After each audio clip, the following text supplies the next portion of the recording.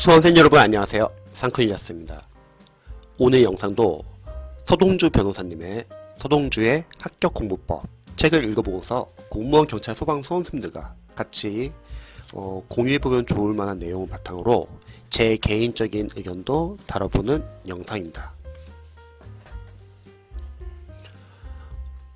오늘 제가 다뤄볼 부분은요, 작심삼일도 100번 하면 작심 300일. 이 부분 한번 읽어볼게요.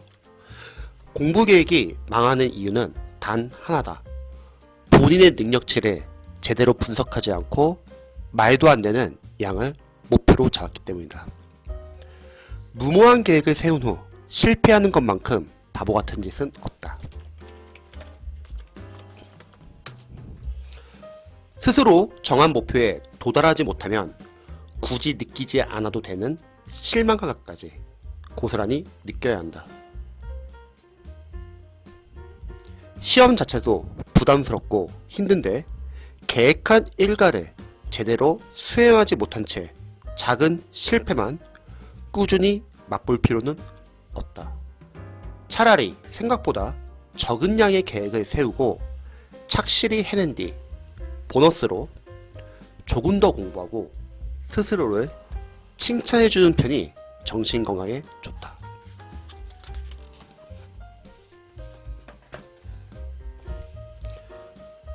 다만 사람이라면 누구나 계획을 처음 세울 땐 조금이나마 무모해진다.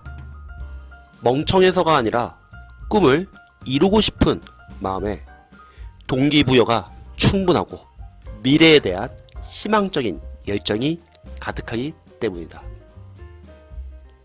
하지만 막상 꿈에 가까이 다가가는 길은 지겨우며 험난하고 고통스럽다는 사실도 반드시 기억해야 한다.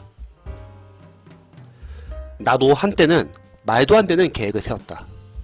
매일 인터넷 강의를 6, 7시간씩 듣고 노트 정리를 한 뒤 객관식 문제 50개를 풀고 풀이까지 완벽하게 마치겠다는 그런 계획. 물론 이게 가능한 사람도 있다. 초등학교 시절부터 꾸준히 앉아서 공부하는 버릇을 들인 사람들이 그렇다.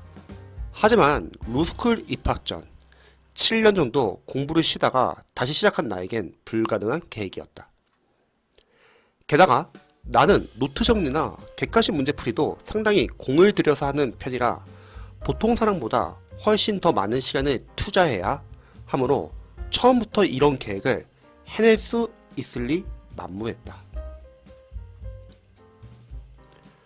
무리한 계획을 세운 후 아침에 일어나면 인터넷 강의를 몇 시간씩 들을 생각에 하루를 시작하기도 전에 한숨이 나오고 죽을 것만 같았다. 잠시 이따 다룰 내용 중에서 공부를 할 때 분량, 그리고 시간, 이 부분도 좀 같이 다뤄볼게요. 강의를 들을 때도 집중이 되지 않아서 어느새 멍 때리고 있는 자신을 발견할 때가 많았다. 요즘 흔히 불멍, 캠핑이 유행하며 등장한 신조어, 불을 보며 멍 때린다는 뜻이라고 하는데 나는 매일 인멍, 인터넷 강의를 보면서 멍 때렸다. 그냥 멍하니 있는 걸로 모자라 잠들었던 적도 많았다. 언제 잠이 든 건지 기억조차 나지 않아서 강의의 절반은 거의 다시 들어야 했다. 그러다 보니 시간은 2배로 드는데 문제는 강의를 다 보고 나서도 내용이 전혀 기억이 나지 않아 노트 정리조차 할 수 없었다. 이렇게 난리를 치면서 계획은 계획대로 지키려고 하다 보니 수면 시간이 부족해서 매일 피곤했고 짜증이 가득한 상황이 이어졌다. 정말로 눈 밑 다크서클이 턱까지 내려왔다.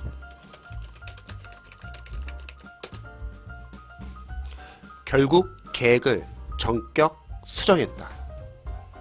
일단 강의 양부터 반으로 확 줄였다. 서너 시간 정도 강의를 듣되 속도를 2배속으로 해서 난리듯 보지 않고 1.5배속 정도로 조절하여 들으면서 동시에 노트 정리를 했다.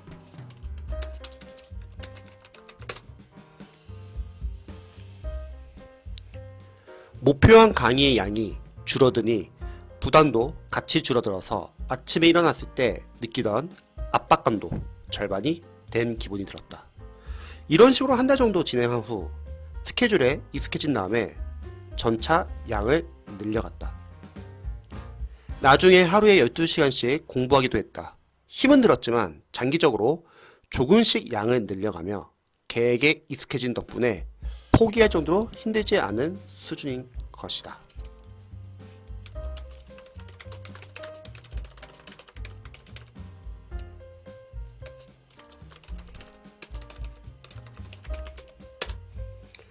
초등학교, 중학교 내내 책상 앞에 1시간 이상 앉아있지 않았던 학생이 고3 때부터 갑자기 하루 종일 공부하려면 무리가 올 수밖에 없다. 그렇기 때문에 계획을 짤 때는 첫째, 자기 자신의 능력치를 최대한으로 객관적으로 파악하고 고려해야 하며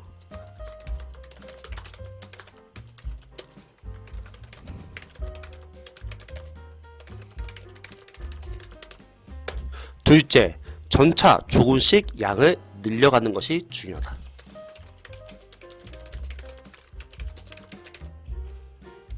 그러면 이 부분을 뺄게요.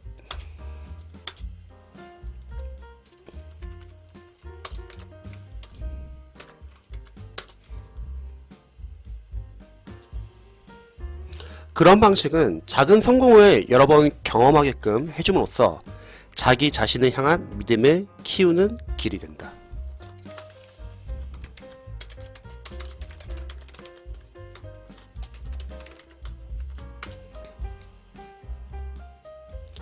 이를테면 초반 계획을 짤 때는 무조건 본인이 할 수 있는 양인 하루의 문제집 5장만 풀겠다고 마음먹는 것이다. 그렇게 매일매일 지켜나가다 보면 아무리 적은 양이라도 목표한 것을 다 해냈다는 자신감과 뿌듯함이 생기게 된다.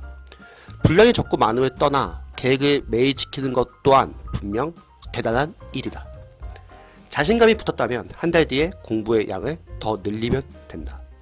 그렇게 되면 나도 할 수 있구나, 계획대로 공부할 수 있구나, 이대로만 하면 시험 전까지 제대로 준비하고 시험을 잘 볼 수 있겠구나 라는 생각이 저절로 들고 긍정적인 마인드가 생겨날 것이다.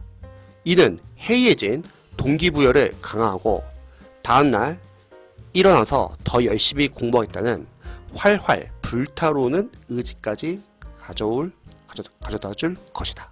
자, 이렇게 한번 읽어봤습니다. 자, 관련돼서 제 개인적인 의견을 추가적으로 좀 다뤄볼게요. 작심삼일도 100번 하면 작심 300일. 자, 우선 무모한 게 실제로 공무원, 경찰, 소방제 수험생분들과 상담을 하고 관리를 해보면서 수험생분들이 정말 무리하게 계획을 세우는 경우가 많아요. 또 누군가는 공부법 영상을 보거나 합격 수기를 봐가지고 자신과 기반이 다른 합격생분들의 어떤 경험에 기반으로 해서 계획을 세우는 경우가 많습니다. 근데 무리한 계획을 세우면 또는 무모한 계획을 세우면요 거의 못 지킬 확률이 상당히 커요. 문제는 뭐냐면 못 지키잖아요. 그럼 불안해집니다. 그때부터는 불안해져가지고 내가 이거 지금 제대로 공부하고 있는지 맞는지 고민도 많이 하게 되고 본인도 본인 자신을 못 믿어요. 그때부터는 다시 또 계획을 세우느라고 고민을 하게 되고 그러면 결국 집중을 못하게 됩니다. 그래서 저는 무모한 계획을 세우기보다는 여러분들이 현실적인 계획을 세우는 게 좋다고 생각을 해요.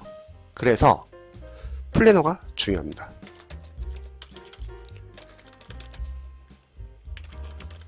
예전에는 플래너를 안 쓰는 분들도 많이 계셨어요. 플래너 적는 것도 귀찮고 플래너를 적어도 잘 못 지키면 계획을 잘 못 지키면 스트레스 받고. 근데 요즘에는 워낙 자기계발도 유행을 타고 또 인스타에도 여러가지 플래너 같은 거 사진 같은 거 많이 올리고 해가지고 플래너를 작성하시는 분들 많이 계세요. 근데 저는 공무원, 경찰, 소방 선생님들은 플래너는 저는 필수라고 생각합니다. 왜냐면 못 지키고 그러한 계획 체크하는 것도 중요하긴 하지만 여러분들이 플래너를 작성을 해야지 내가 어떤 과목이 밀리고 있는지를 객관적으로 알 수 있습니다. 그럼 잠시 여기서 플래너를 적어야 하는 이유에 대해서 좀 알려드릴게요. 우선 우리가 플래너를 적는 취지는 무엇을 공부했냐 적는 게 중요한 게 아닌 것 같아요. 이제 공부해보시면 아시겠지만 우리가 여러 과목을 공부하고 있고 워낙 양도 많고 내용도 어렵기 때문에 수험생들은 거의 밀려요. 공부해서 밀릴 수밖에 없습니다. 그러면 어떤 것을 공부했냐가 중요한 게 아니라 일주일 동안 자신이 공부를 하면서 어떤 과목이 또는 어떤 영역이 밀렸는지를 체크하는 게 중요합니다. 밀릴 수밖에 없어요. 그래서 제가 플래너 적는 작성 요령에 대해서 좀 알려드릴게요. 일단은 저는 생각했을 때 플래너 작성할 때는 당일 계획만 좀 세우시면 좋을 것 같아요. 뭐 일주일 계획 또는 뭐 한 달 계획 좋습니다. 그런데 해보시면 아시겠지만 이게 과목이 많다 보니까 거의 수정할 일이 많아집니다. 계속 수정하게 돼요. 제가 봤을 때 큰 계획 같은 경우는 여러분들이 어떤 강의를 듣는다 했을 때 하루에 그 과목에 대해서 공부하는 시간이 있을 거 아니에요. 일주일에 뭐 몇 시간 정도 투자한다. 그럼 그 시간으로 나눠가지고 대략 한 며칠 정도면은 이 강의가 이 회독에 끝나겠다. 이 정도만 알면 될 것 같아요. 강의 그 인강 시간 나오잖아요. 계산해보면 알죠? 이 정도만 알면 되고 그냥 당일 계획만 세우시기 바랍니다. 왜 당일 계획만 세워야 되냐면 미리 일주일치 한 달치 다 적어도요. 해보시면 아시겠지만 다 고쳐야 돼요. 그래서 당일 그날 할 것만 뭐 전날에 미리 적으셔도 되고 아침에 공부하기 시작하기 전에 적으셔도 되고 저도 영어 과외 이제 하면서 선생님 타과목을 이제 관리하면서 매일 공부 시작할 때 인증사진 받고 끝날 때 플래너 적은 걸 다 체크를 해요. 그래서 당일 계획만 세우시고요. 두 번째는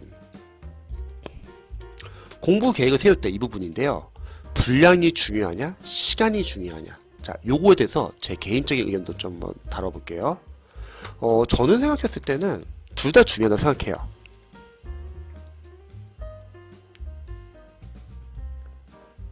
가끔씩 유튜브를 보면은 뭐 분량이 중요하다고 말하시는 뭐 변호사님이나 분량으로 제대로 공부해야 된다고 하시는 분들이 많이 계세요. 좋은 말이에요. 분량 좋아요. 그런데 그분들의 공통점이 있어요. 다 누구냐면 공부 기반이 있는 분들이세요. 공부를 잘 하시거나 아니면 관련 어떤 전공을 했다거나 아니면 뭐 상위권 대학을 나왔거나 그러면은 그 과목에 대한 기반이 있으면 그게 가능할 수도 있을 것 같아요. 예를 들어서 뭐 공시를 예를 들자면 국어, 영어, 한국사 기반이 있는 분들은 뭐 국어, 영어, 한국사에 대해서 어느 정도 분량을 공부하는 거 가능할 것 같아요. 근데 예를 들어서 뭐 행정법과 행정학이라고 할게요. 대다수의 학생들이 전공자가 아니고서는 기반이 다 없어요. 근데 과연 그런 과목들이 우리가 분량으로 공부할 수 있을까요? 왜냐면 상식적으로 강사님들의 일단 강의 시간이 다 달라요. 그리고 단원별로 목차별로 난이도나 난도도 다 다릅니다. 또한 뭐 문제수도 다를 수도 있고요. 그러니까 변수가 정말 많습니다. 자, 이러한 상황에서 분량을 맞추잖아요. 뭐가 문제냐면요. 그 분량을 정해진 시간 안에서 정해진 시간 안에서 해내면 상관없는데 대다수는 못해요. 일반 초시생분들이나 기반이 없는 수험생들은. 그러면 그 과목을 더 오래 하게 됩니다. 더 많이 하게 되고요. 그럼 뭐가 문제냐면요. 나머지 과목이 밀린다는 거예요. 그래서 시간도 어느 정도 정하시면 좋을 것 같아요. 그래서 저는 분량과 시간 둘 다 해보니까 둘 다 중요해요. 그래서 초시생분들 이렇게 하면 좋을 것 같아요. 일단 분량은 적으세요. 뭐 예를 들어서 오전에 뭐 3시간 반 정도를 공부한다고 할게요. 뭐 영어 어휘 뭐 1시간 오늘 뭐뭐 하겠다 대략 적어보시고 영어 문법 1시간 오늘 어디서부터 어디까지 어떤 교재로 뭐뭐 하겠다 대략 적어보시는 거예요. 대략 분량을 적는 거죠. 어떤 파트에서 뭐뭐 어떤 거 하겠다. 그 다음에 뭐 구문이나 독해를 뭐 1시간 반 정도 한다고 할게요. 어떤 교재로 뭐 오늘 어디까지 해보겠다. 그 다음에 뭐 오후에도 뭐 3시간 반 정도 정하고 뭐 한국사 오늘 인강을 뭐 1, 2, 3강 듣겠다.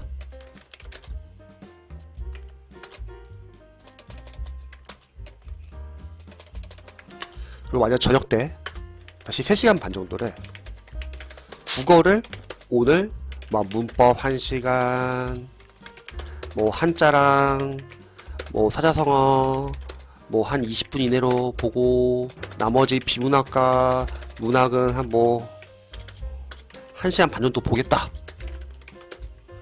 대략 적어보는 거예요. 어느 정도 분량을 적는 거예요. 자, 그래서 중요한 거는 못 지킵니다. 변수가 너무 많아요. 그래서 다 했으면 동그라미 표시하시고 하다 만 거 있으면 세모 표시하고 넘어가세요. 다음으로. 이게 좀 차이인 거예요. 인터넷 유튜브 같은 거 보시면은 분량을 공부하라고 하시는 분들이 분량 좋아요. 근데 그거는 기반이 있는 경우. 근데 기반이 없는 과목 같은 경우는 쉽지 않습니다. 그러면 어느 정도 시간을 끊어주세요. 왜? 예를 들어서 여러분들이 한국사를 뭐 1, 2, 3강을 오늘 3시간 반 동안 공부를 한다고 했는데 갑자기 이게 어렵거나 양이 많거나 문제수 많은 거예요.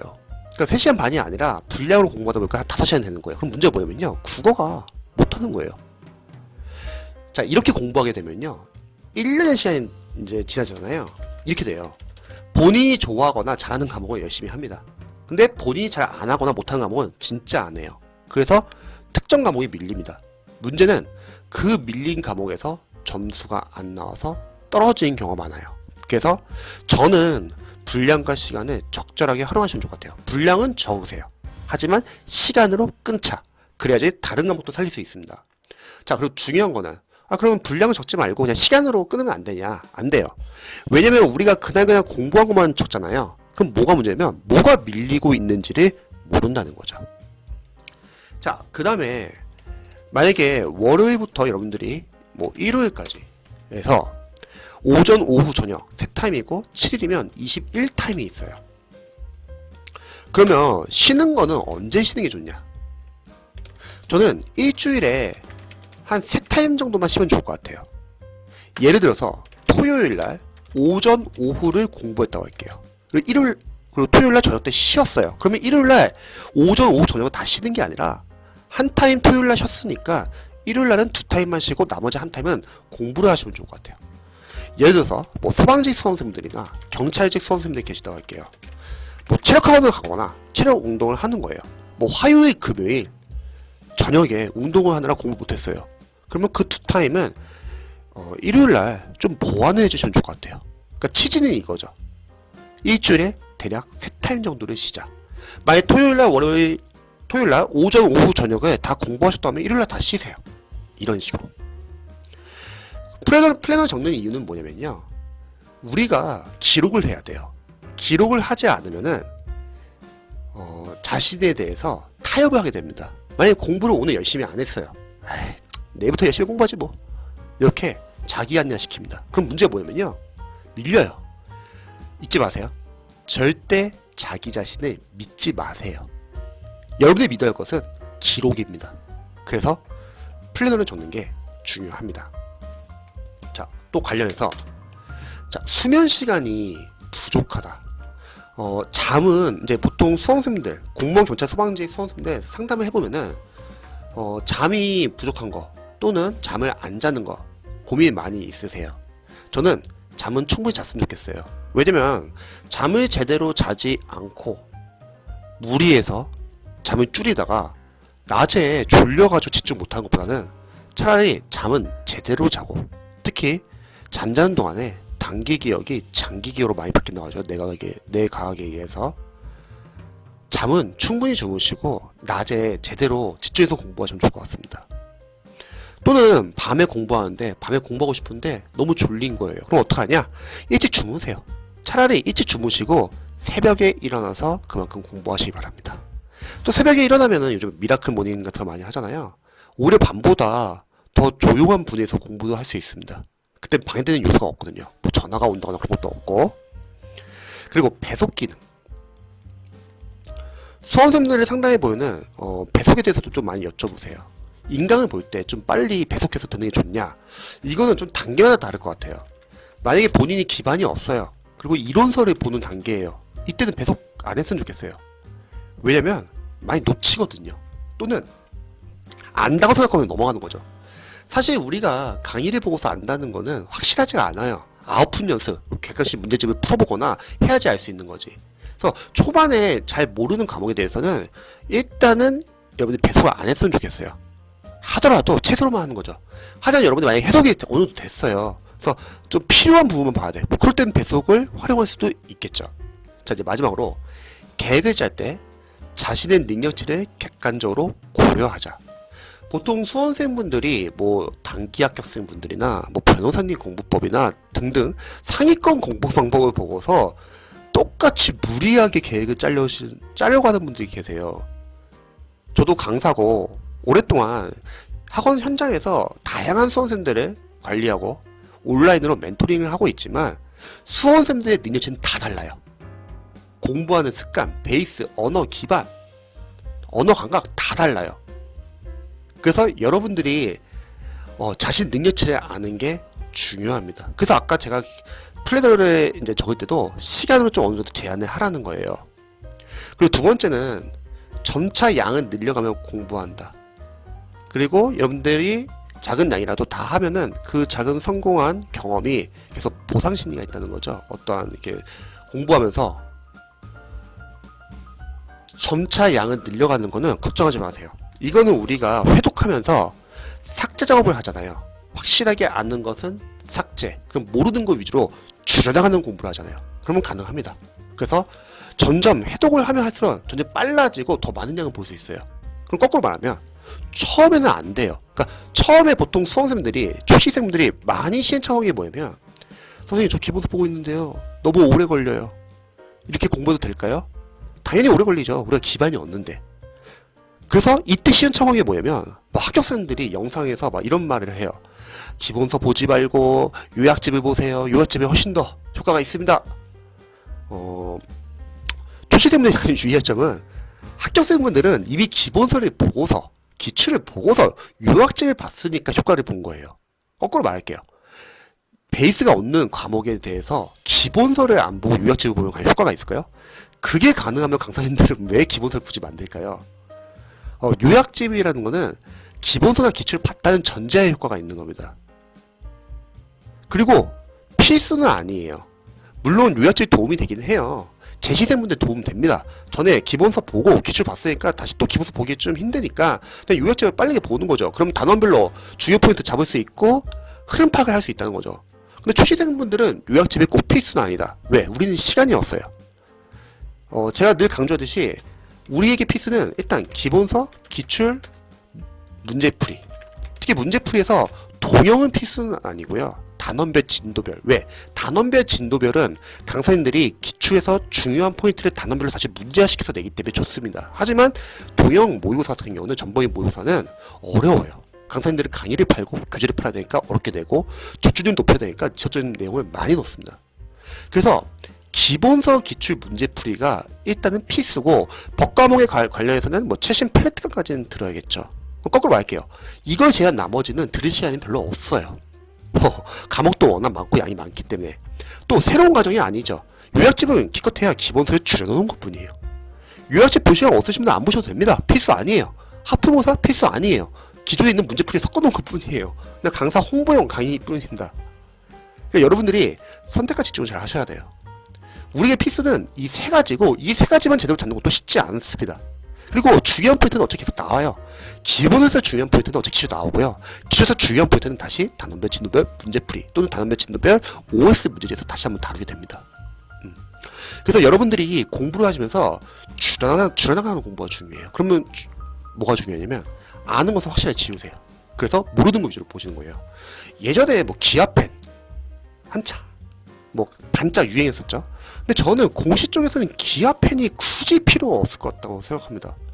우리가 뭔가 쓰고서 지워지는 게 과연 필요할까요? 줄여나가야 되는데 지우세요 여러분.